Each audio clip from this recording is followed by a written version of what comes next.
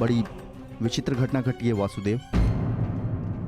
कुमार साम के शल्य चिकित्सा के पश्चात उनके पेट से ये मूसल निकला है।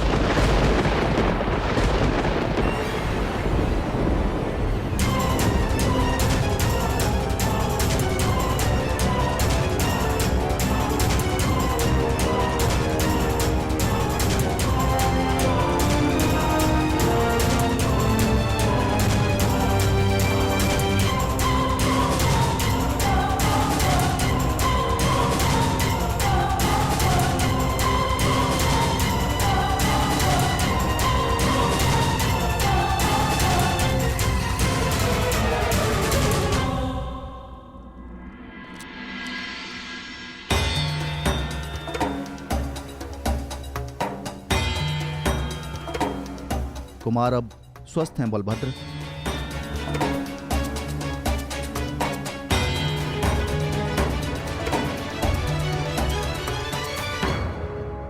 देख लिया, ये उस श्राप का नहीं, ये तुम्हारे अहंकार और तुम्हारे मदिरापान का फल है। ये श्राप तो केवल एक निमित्ता है। तुम्हारे कर्मों के कारण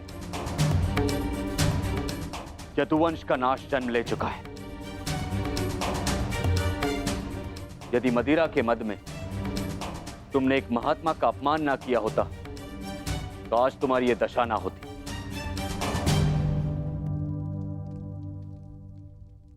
अब कुछ नहीं हो सकता था। मनुष्य को अपने कर्मों का फल मिलता ही है, परंतु एक के कर्मों का फल पूरा वंश भुगते, ये नीति नहीं है। यदि अनाज के पौधों के बीज में घुन लग जाए तो वो सारी फसल नष्ट कर देते हैं दाऊ। नहीं कान्हा, मैं सांप की मूर्खता का फल समस्त द्वारका को नहीं भुगतने दूंगा।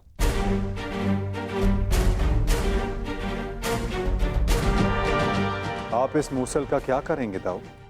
श्राप था कि मदिरा पान के कारण द्वारका का नाश होगा। मैं आज ये घोषणा करता हूं कि समस्त द्वारका में किसी भी प्रकार का मद्य का उत्पादन, सेवन या बिक्री वर्जित है।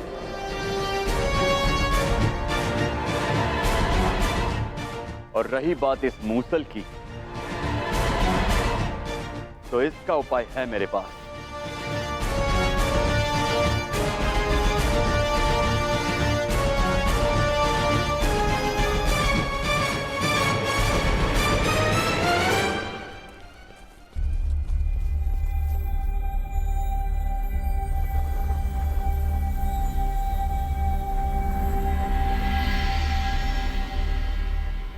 आपके आदेशानुसार मूसल की भस्म बना दी गई है बालभद्र। इसे द्वारका के समुद्र तट पे बहा दो।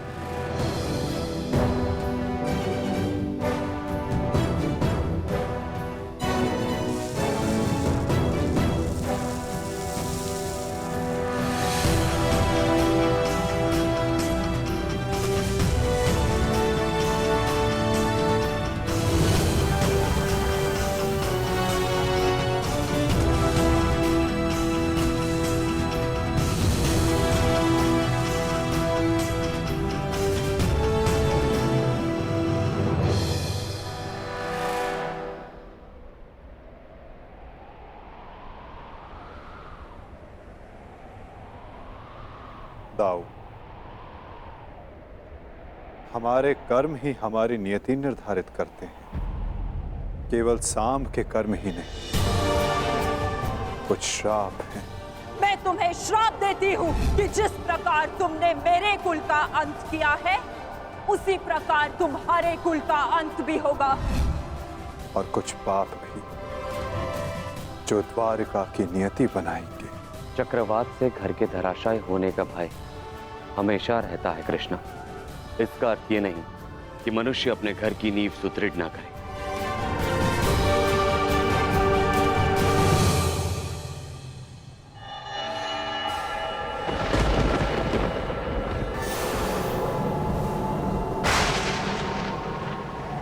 जब नींव गल जाती है दाऊ, तो भवन का धराशायी हो जाना निश्चित होता है। द्वारका का अंत समीप है।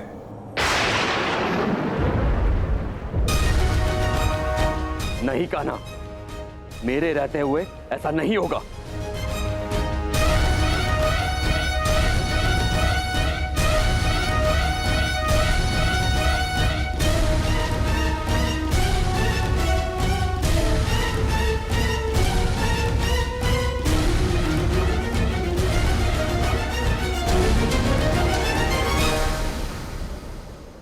समय किसी की नहीं सुनता और ना ही श्राप आपकी सुनेगा दाऊ। नियति ने जो चुना है हमारे लिए, हमें वो भुगतना ही होगा।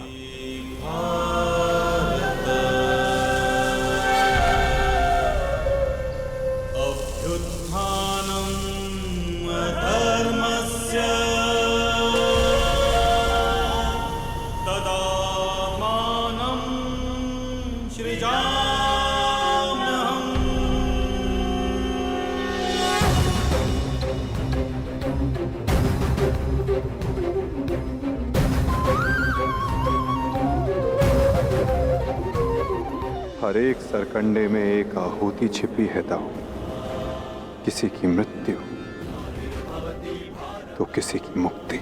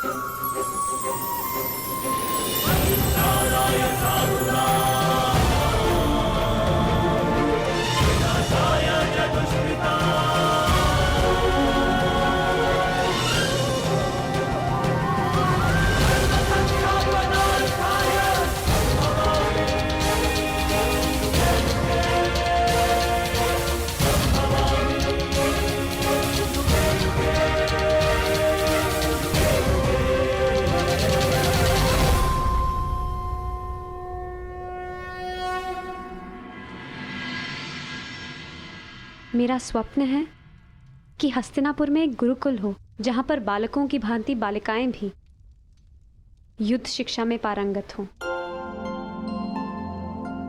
और अपनी सुरक्षा करना सीखें। अति उत्तम विचार है पुत्री।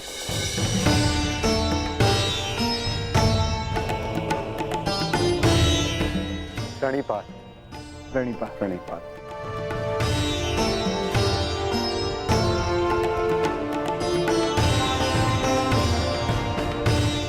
यदि प्रत्येक स्त्री अपनी सुरक्षा में समर्थ हो जाए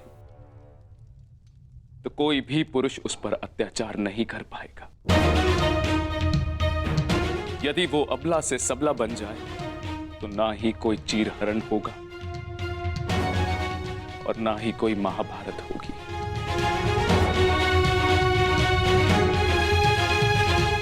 ज्येष्ठ पिताश्री, आपने स्मरण किया? हाँ पुत्र, एक महत्वपूर्ण निर्णय लिया है जो मैं तुम्हें बताना चाहता था।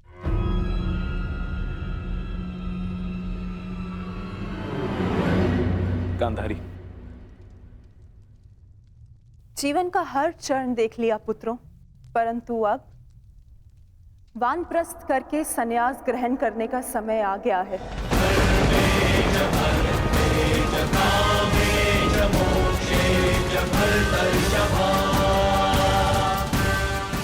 हाँ पुत्र, हिस्ट्री जीजी और मुझे विदा लेने की आज्ञा दे।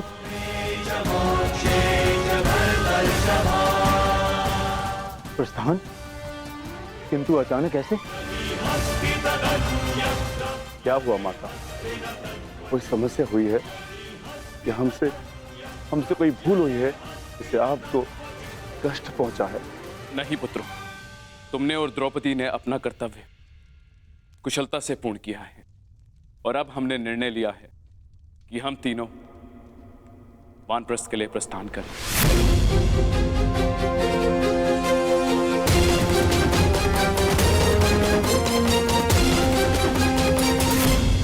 कि हम तीनों वानप्रस्थ के लिए प्रस्थान करें।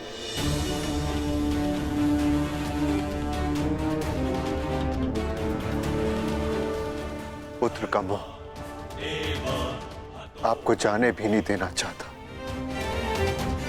और पुत्र का धर्म आपको रोक भी नहीं सकता। आप सबके तप संचय को रोकना भी पाप होगा।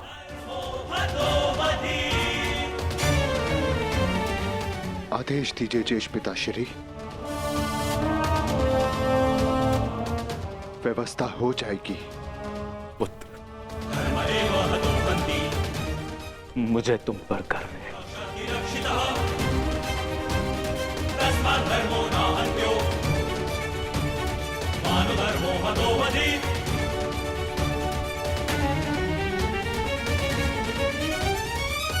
परंतु हम आपको ऐसे नहीं जाने दे सकते।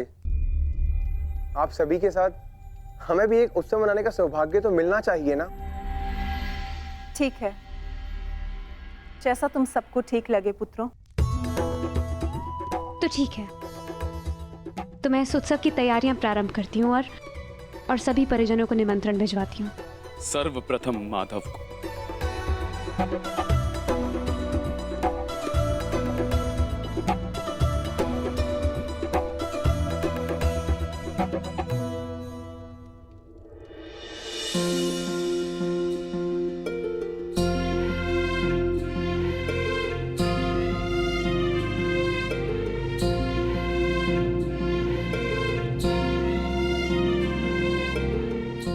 सखी ने निमंत्रण दिया है, स्वीकार करना ही पड़ेगा।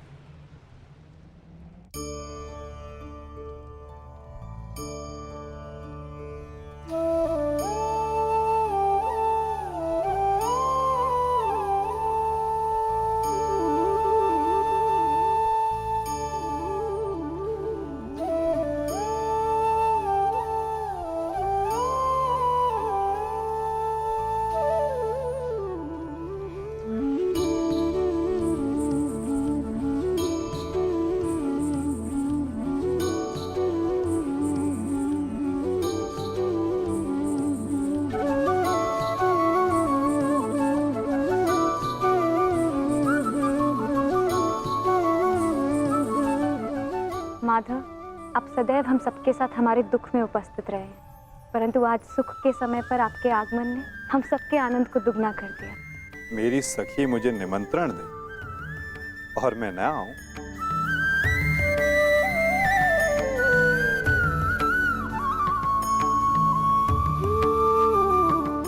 तुम सबका परिश्रम स्पष्ट दिखाई दे रहा है।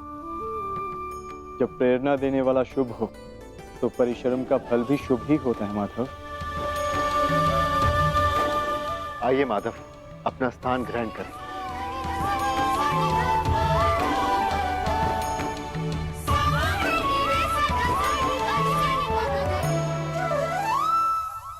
सांब के साथ जो हुआ, हमें उसका समाचार मिला माधव।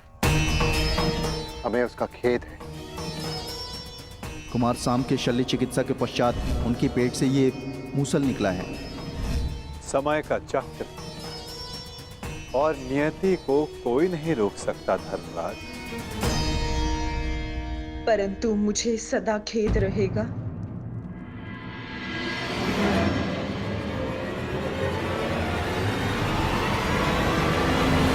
ये नियति मेरे ही श्राप के कारण आई है वासुदेव।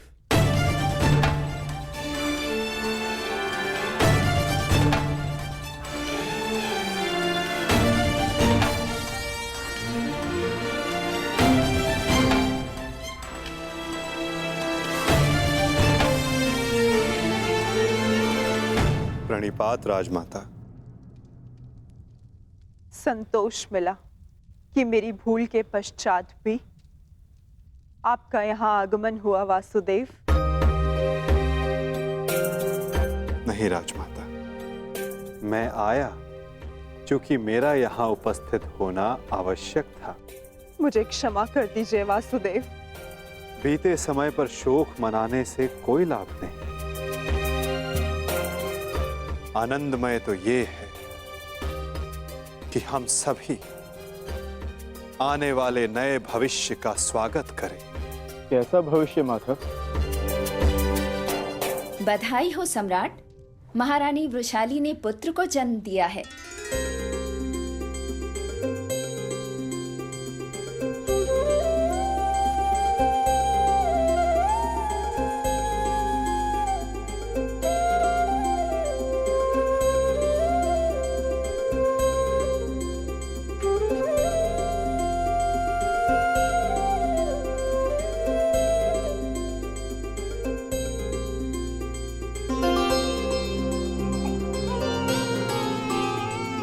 इसकी आंखों में इसके पिता की भांति तेज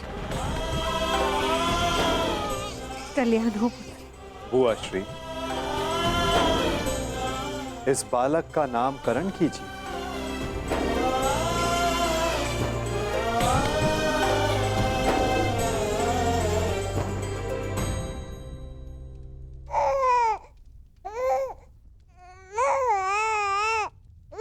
नहीं माधव, ये कार्य आपका है।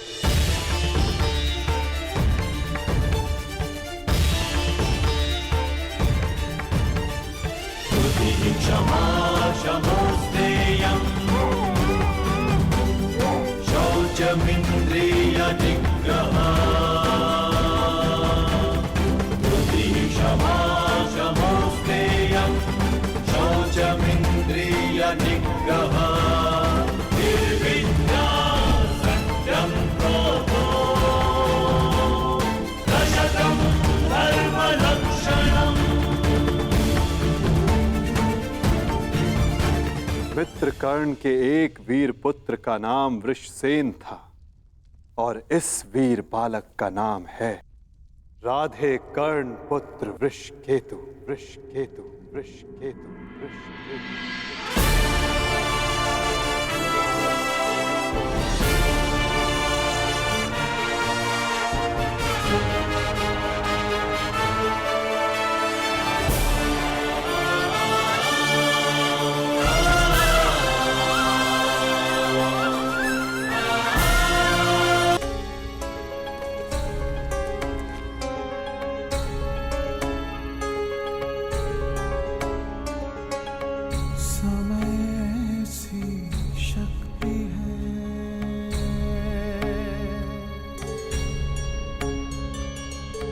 सभी समय से हारे,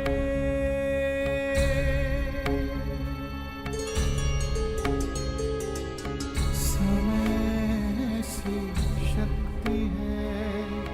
सभी समय से हारे, राजा हो या रंग सभी बनते रहे बेचारे।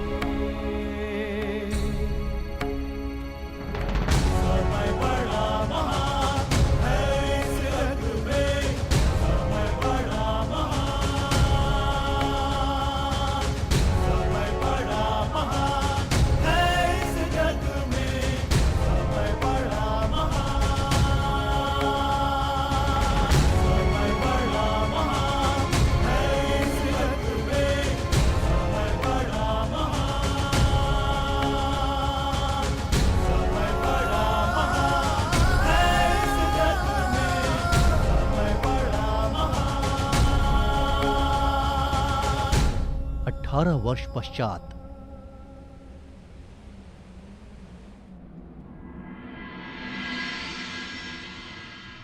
तो कुरुकुल की अगली पीढ़ी अपना प्रशिक्षण पूर्ण कर चुकी है धर्मराज। जी माधव, परीक्षित और वृषकेतु दोनों ने दीक्षा प्राप्त कर ली। अब सत्ता को अगली पीढ़ी में हस्तांतरित करने का समय आ गया। परंतु माधव महाराज,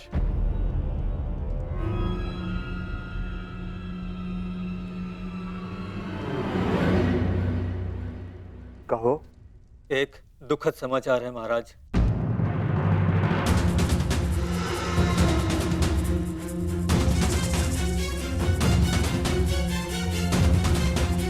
अभयदान दिया।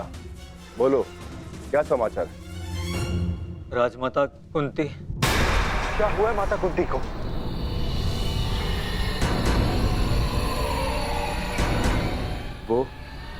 वो कुशल तो है ना? जिस वन में राजमाता कुंती, महाराज धृतराष्ट्र और महारानी गांधारी निवास कर रहे थे, वहां भयंकर अग्निकांड हुआ है।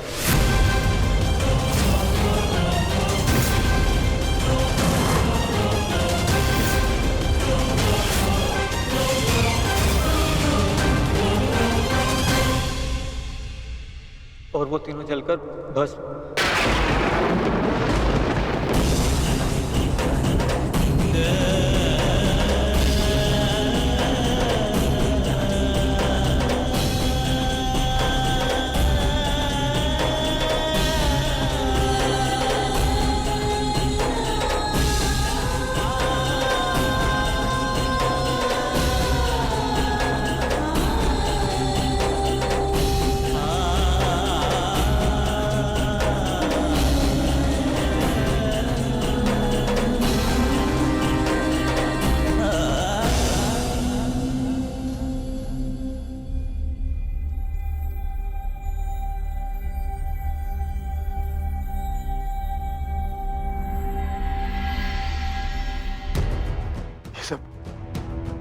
ये सब क्या हो गया माता? अचानक इस बात क्या हो गया?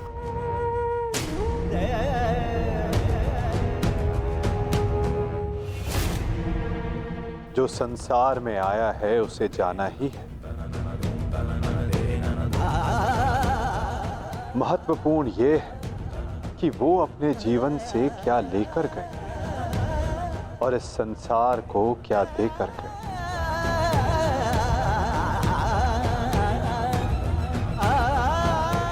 एक वृक्ष की जब पत्तियां झड़ती हैं तो वो वृक्ष पत्तियों के झड़ने का शोक नहीं मनाता, अपितु नई पत्तियों का स्वागत करता है, नवजीवन को आगे बढ़ाता है।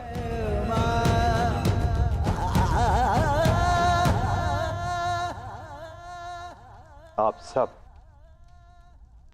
स्वयं को संभालिए।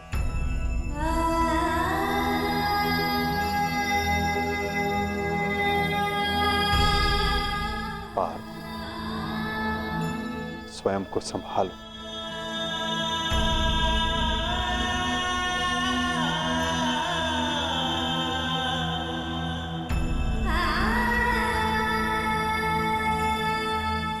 धर्मराज, आपने अपना हर कर्तव्य, हर उत्तरदायित्व कुशलतापूर्वक पूर्ण किया है और परिवर्तन का जो वचन आपने दिया था उसे भी पूर्ण किया।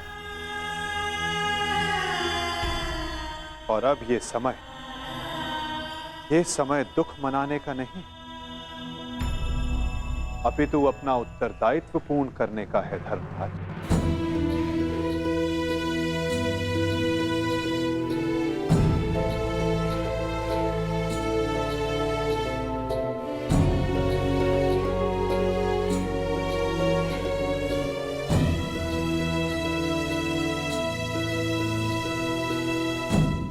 नई पीढ़ी का स्वागत करने के लिए सज्ज हो जाओ। समय आ गया है कि हस्तिनापुर के नए युवराज को प्रजा के समक्ष प्रस्तुत किया जाए।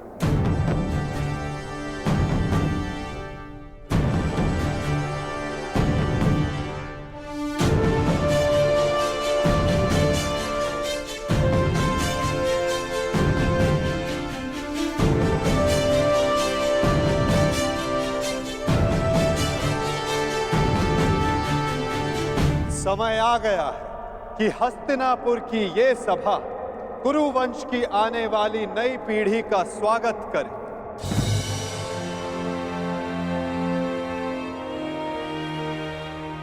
हस्तिनापुर के 2 महारथी, 2 युवराज,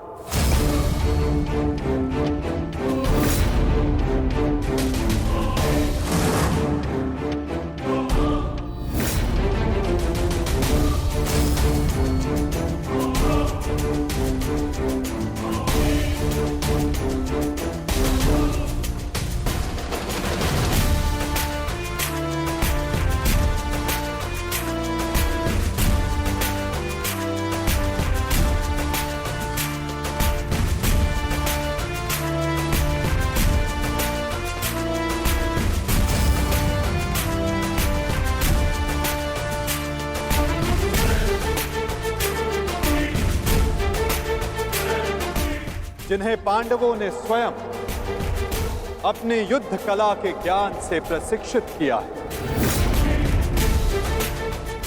जिन्हें महाधनुधर अर्जुन ने धनुर्विद्या सिखाई,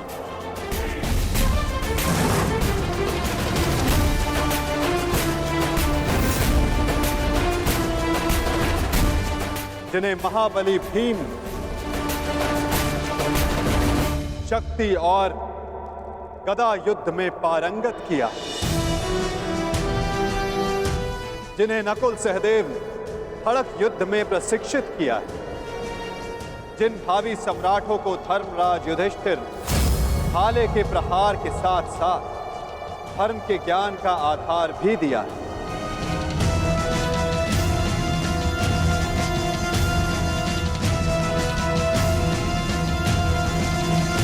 अब भारत के नए शासक तैयार हो चुके हैं।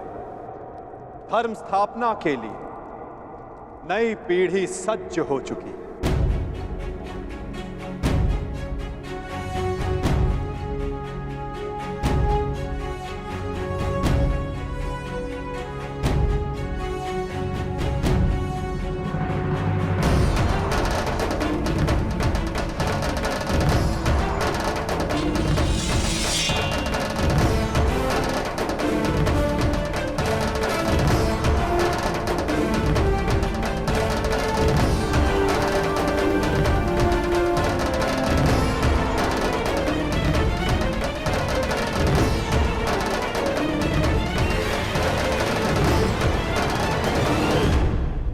तो स्वागत कीजिए अभिमन्यु पुत्र अर्जुन पौत्र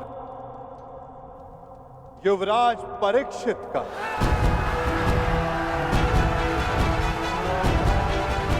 युवराज परीक्षित की, युवराज परीक्षित की, युवराज परीक्षित की, युवराज परीक्षित की, युवराज परीक्षित की,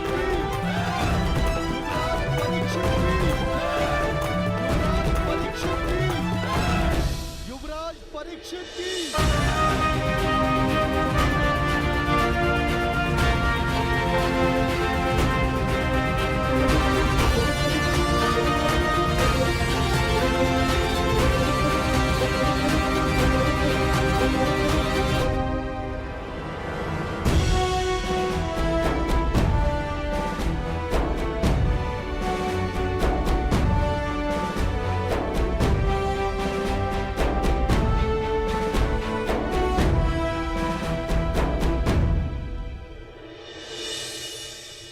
और अब स्वागत कीजिए राधे कर्ण पुत्र युवराज वृषकेतु का। युवराज वृषकेतु की, युवराज वृषकेतु की, युवराज वृषकेतु की, युवराज वृषकेतु की, युवराज वृषकेतु की,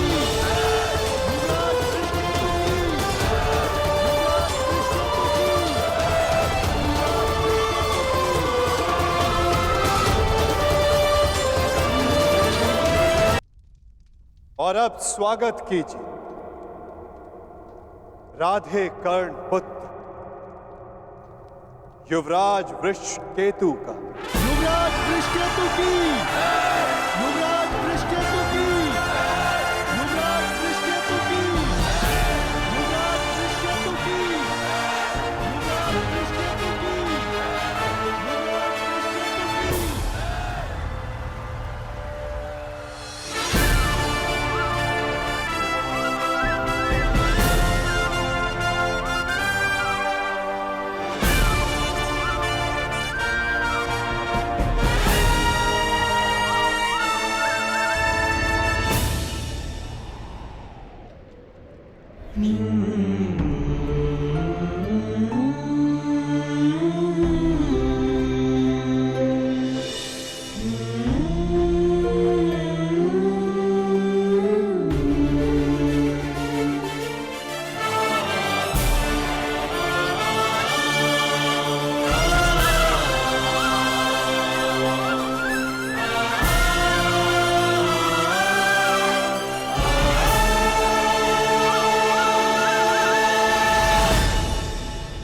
उन्होंने अपना कर्तव्य पूर्ण किया धर्मराज। अब आप अपना कर्तव्य पूर्ण करें। एक सम्राट का कर्तव्य होता है कि वो अपने उत्तराधिकारी को निष्पक्ष होकर चुने। केवल बल ही नहीं, बुद्धि प्रवीण हो, न्याय उचित, धर्म उचित हो। और मेरा धर्म ये कहता है, न्याय और धर्म अनुसार हस्तिनापुर नरेश मेरे ज्येष्ठ भ्राता कर्ण के पुत्र वृषकेतु हो। युवराज वृषकेतु की, युवराज वृषकेतु की, युवराज वृषकेतु की।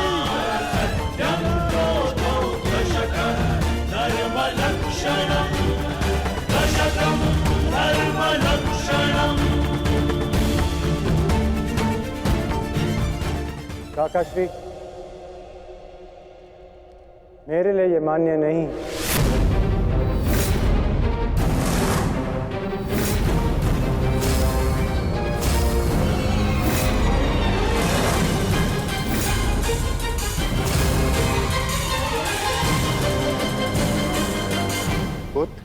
सम्राट, आपका न्याय उचित है, परंतु परीक्षित मुझसे ज्येष्ठ हैं, इसलिए न्याय अनुसार और धर्म अनुसार हस्तिनापुर के सम्राट केवल और केवल परीक्षित ही होने चाहिए।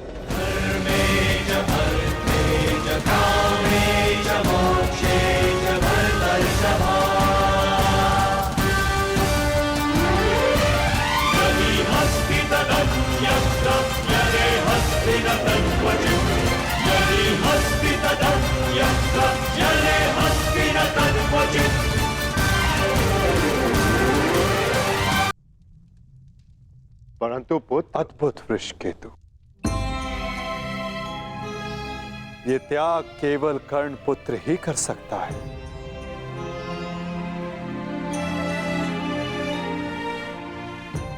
इस सभा ने छल देखा, बल देखा, नारी का दंभ भी देखा, और आज बंधु प्रेम और त्याग देख रहा है।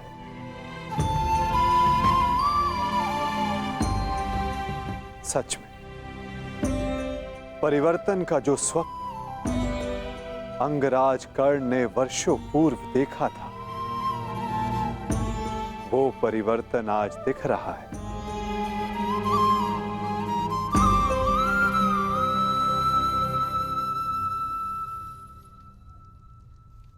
धर्मराज युधिष्ठिर को न्याय उचित घोषणा ही करनी चाहिए।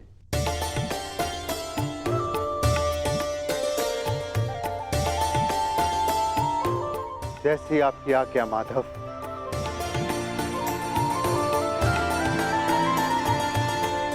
युवराज परीक्षित को हस्तिनापुर का सम्राट घोषित किया जाता है। युवराज परीक्षित की, युवराज परीक्षित की, युवराज परीक्षित की, युवराज परीक्षित की, युवराज परीक्षित की। परंतु ये अपूर्ण न्याय होगा। न्याय उचित यही होगा कि अंग पर ज्येष्ठ कर्ण के पश्चात अधिकार वृषकेतु का है, और मैं वृषकेतु को अंग का नया राजा घोषित करता हूं। महाराज वृषकेतु की, महाराज वृषकेतु की, महाराज वृषकेतु की। और अंग के साथ साथ इंद्रप्रस्थ भी वृषकेतु के नियंत्रण में होगा। अंगराज वृषकेतु की, अंगराज वृषकेतु की, अंगराज वृषकेतु की।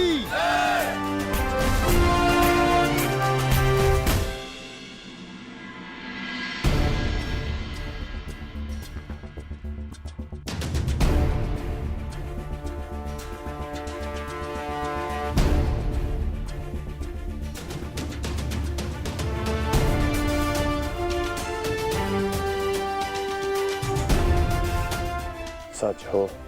मैं तो आरंभ से ही सज्ज हूं।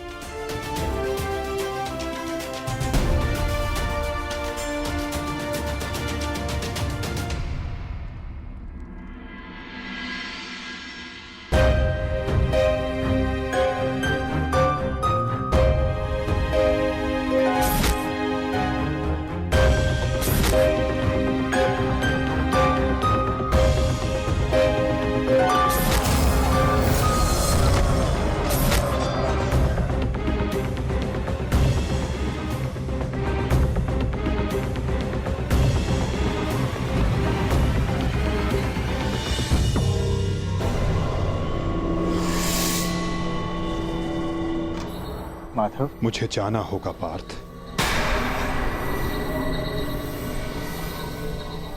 परंतु माधव। नहीं पार्थ, नियति मुझे पुकार रही है।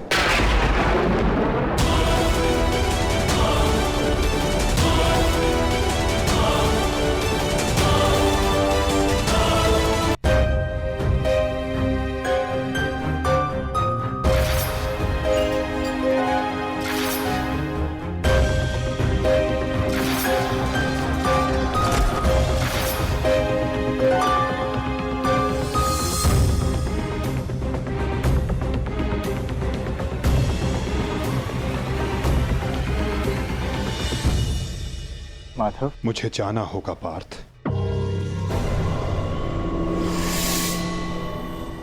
परंतु माधव। नहीं पार्थ, नियति मुझे पुकार रही है।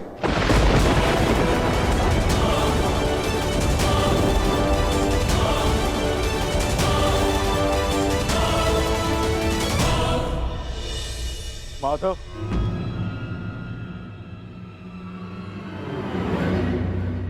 आपने बताया नहीं कि अचानक ऐसा क्या हुआ जो आप जा रहे हैं। प्रथम बार आपके मुख पर यह पीड़ा देख रहा।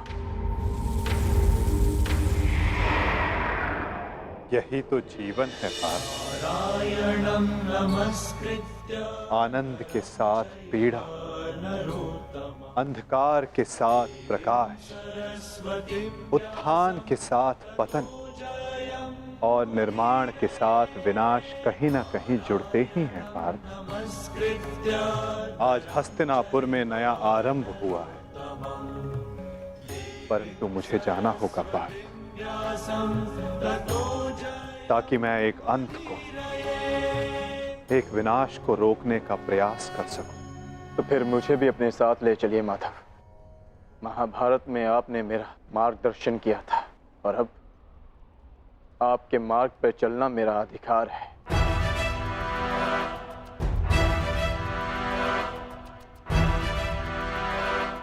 अवश्य पार्थ, ये तुम्हारा अधिकार है, किंतु ये यात्रा केवल मेरी है पार्थ। ये कर्तव्य केवल मेरा है और मुझे इस यात्रा को अकेले ही पूर्ण करना होगा।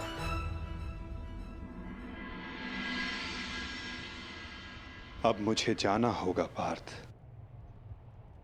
स्वास्थ्य।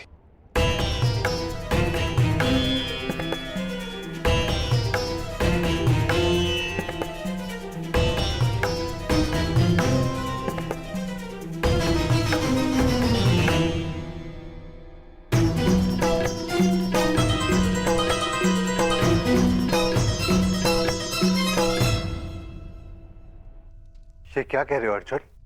हाँ ज्येष्ठ, पहली बार मुझे माधव की कोई बात समझ में नहीं आई, परंतु इतना निश्चित है कि कुछ भयावह घटित होने का संकेत दिया उन्होंने मुझे।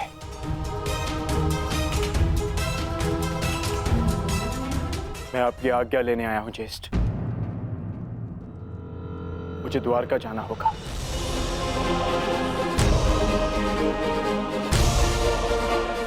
यदि हम माधव के कुछ काम आ सकते हैं तो इससे अधिक सौभाग्य की बात हमारे लिए और क्या होगी।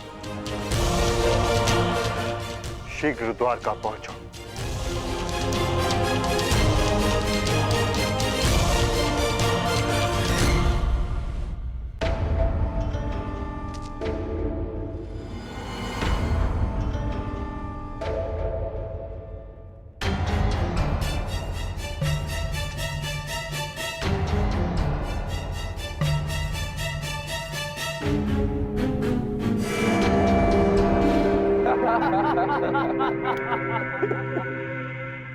जन्मदिन की बधाई हो मित्र। कृतवर्मा, स्वागत है तुम्हारा।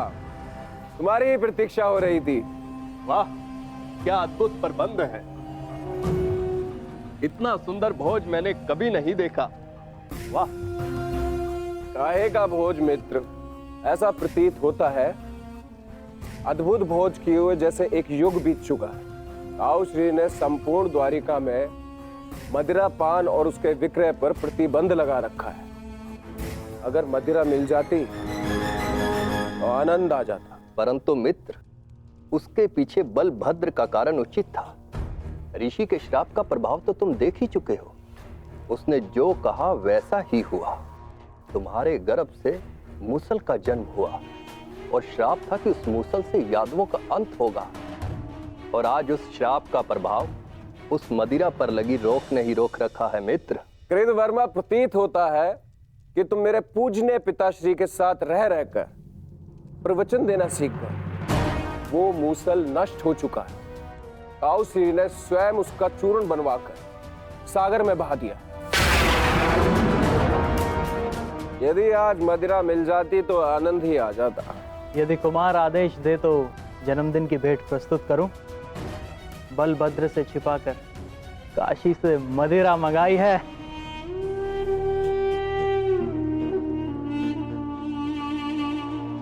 देखा कृतवर्मा, इसको कहते हैं जन्मदिन का उपहार। ये है मेरा सच्चा मित्र। आज मनेगा आनंद उत्सव।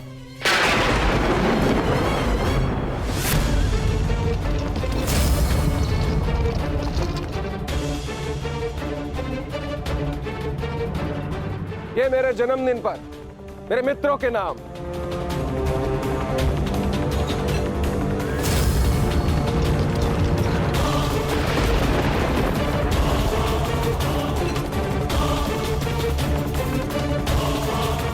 रुक जाइए आर्य।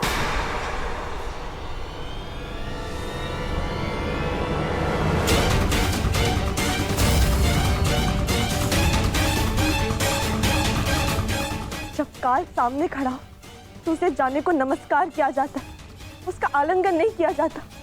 ये मदिरा काल है आर्य, इसे ग्रहण ना करें। कृतवर्मा, एक बात तो माननी ही पड़ेगी। मेरे पिता श्री वासुदेव महान है। जो उनकी संगति में आता है वो भाषण देना तो सीख ही जाता है। लक्ष्मणा, यहाँ पर स्त्रियों का आना वर्जित है। ये केवल पुरुषों के लिए। राजमहल वापस लौट जाओ।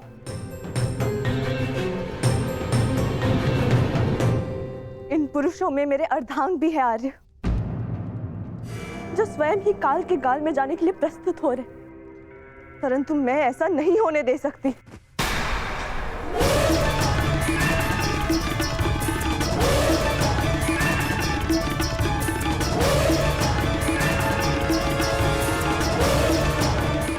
लक्ष्मणा, तुम हस्तिनापुर से हो और इस बात की साक्षी हो कि जब स्त्री पुरुष के मत के सामने क्रोध बनकर खड़ी हो जाती है तो उसके परिणाम अच्छे नहीं होते। जाओ यहां से, राजमहल वापस लौट जाओ।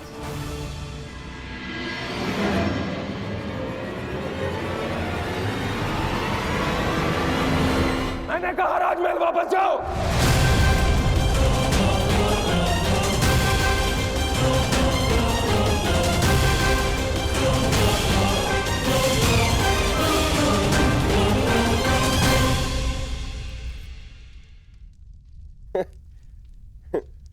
शुभ कार्य में विघ्न आते ही है मित्रों। इससे पूर्व कोई दूसरा विघ्न आए, इस दुर्लभ मदिरा को ग्रहण करो।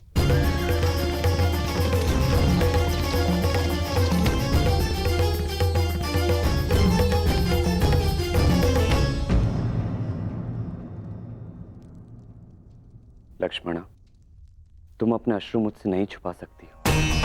क्या हुआ पुत्री? क्या सामने तुमसे कुछ कहा? यदि वो कुछ कह देते तो मैं सह लेती ज्येष्ठ पिताश्री। तो वो जो करने जा रहे वर्षों पूर्व साधु ने जो श्राप दिया था पूर्ण होने जा रहा है पिताजी। यादवों का विनाश रोकिए।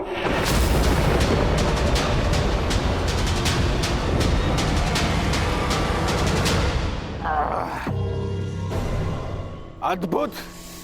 आज मदरा मिली पीने को, वो भी मन भर के। वाह!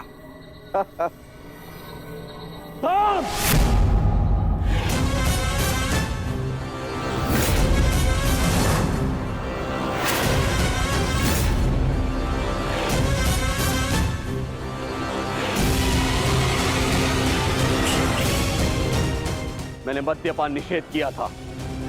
द्वारका के अंदर मदिरा लाने का साहस कैसे किया तुमने साम? तुम युवराज हो, द्वारका के अगले राजा, तुम्हें ये सब शोभा नहीं देता है। और तुम सब साम के मित्र हो ना, तुम्हारा कर्तव्य है यदि युवराज के पद अनुचित मार्ग पर जाए तो उन्हें अनुचित मार्ग पर जाने से रोके, उचित मार्ग दिखाए।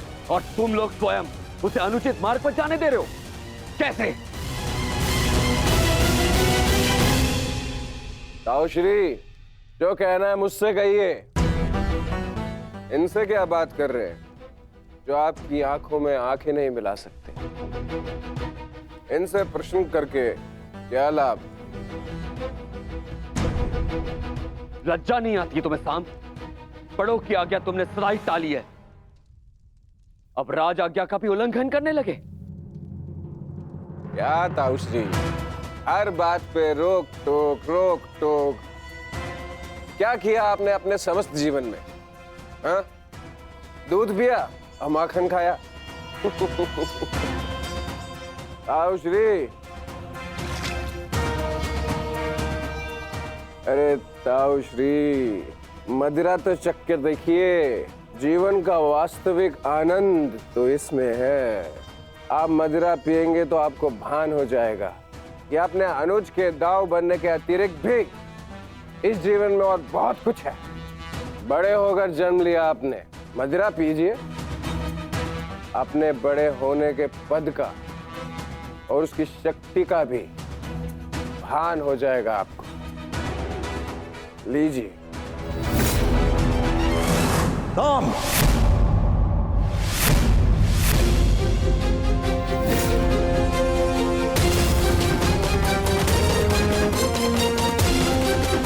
का अपमान करने का दुस्साहस मत करना।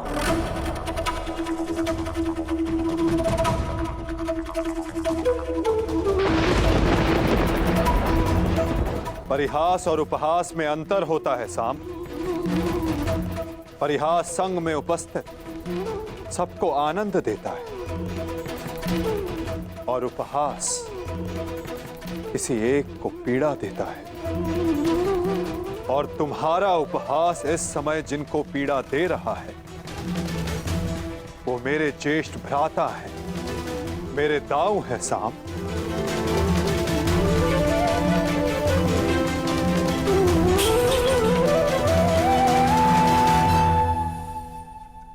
और मैं कौन हूं?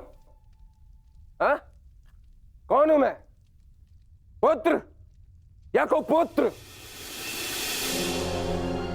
आपको तो सदैव अभिमन्यु जैसा पुत्र चाहिए था।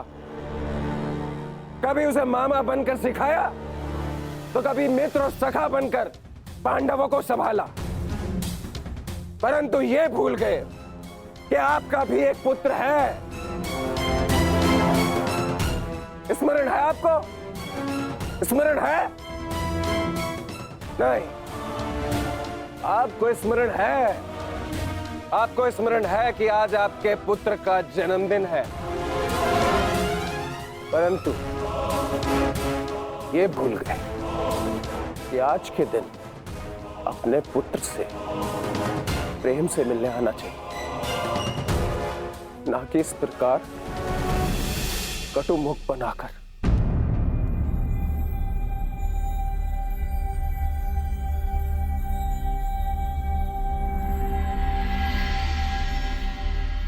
ये उत्सव संपन्न हुआ, आप सब जाओ यहां से। कोई नहीं जाएगा। ये उत्सव मैंने रखा है और ये कब संपन्न होगा इसे मैं निर्धारित करूंगा।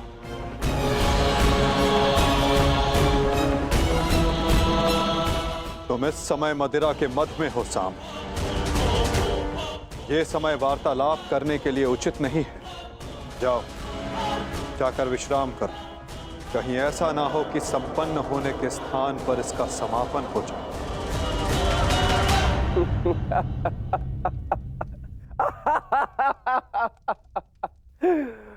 मत में तो अंधे आप भी है वासुदेव। महाभारत की विजय का मद अभी आपके सर से उतरा नहीं है वासुदेव।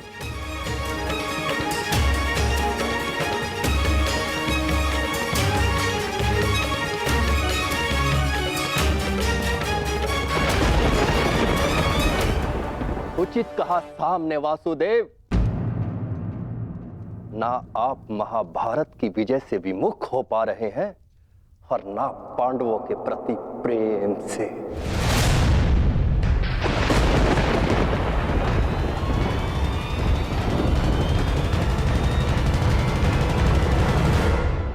पांडवों से इतना प्रेम था आपको कि अपने ही यादव कुल का ध्वंस कर बैठे।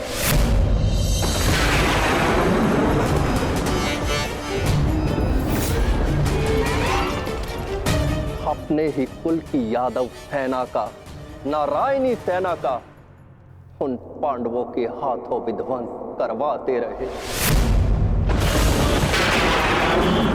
और उस अर्जुन को गीता का ज्ञान दिया और भोले भाले यादवों के रक्त से कुरुक्षेत्र को नहलाते रहे और बताते रहे उस अर्जुन को कहां कौन सा अस्त्र चलाना है। क्यों वासुदेव, क्यों? अपने सखा के लिए, अर्जुन के लिए। क्यों क्यों इतना प्रिय है वो आपको? क्यों? कभी कभी मुझे लगता है कि ये सखा और ये सखी ये सब नाटक है।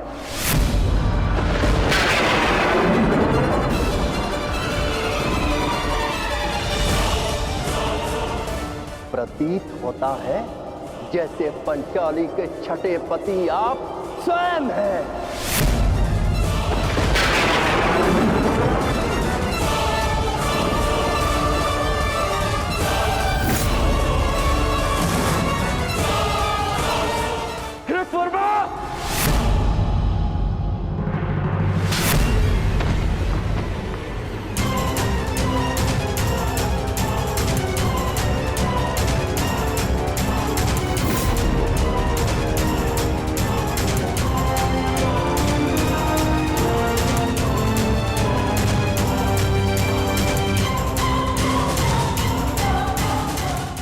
ध्यान रहे, महाभारत इसलिए हुई थी कि एक निर्दोष स्त्री पर लांछन लगाया गया था। यदि कान्हा के चरित्र के विषय में किसी ने भी अपशब्द कहा तो इसी क्षण और एक महाभारत का आह्वान कर बैठूंगा मैं।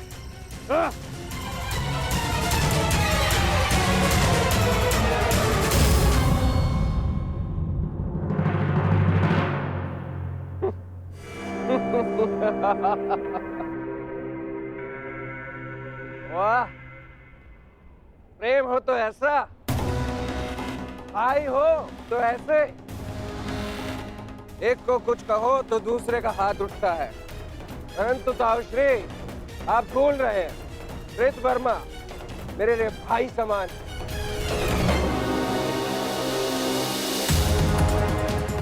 एक तो आप मेरे जन्मदिन पर बिना आमंत्रण के यहाँ पहुंचे और दूसरा मेरे मित्र पर आपने हाथ उठाया। इस दुस्साहस का दंड आपको अवश्य मिलेगा। सावधान साम।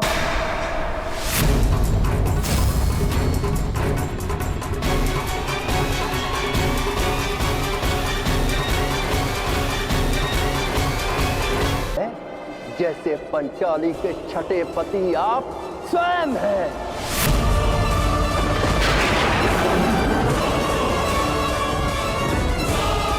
कृतवर्मा!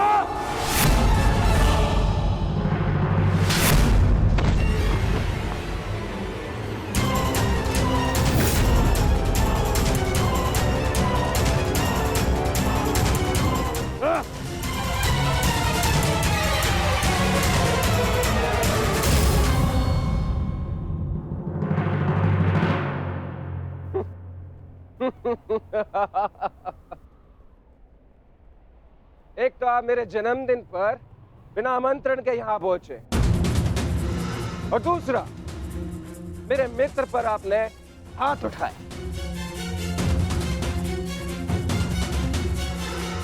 इस दुष्ट हाथ का दंड आपको अवश्य मिलेगा। सावधान साम।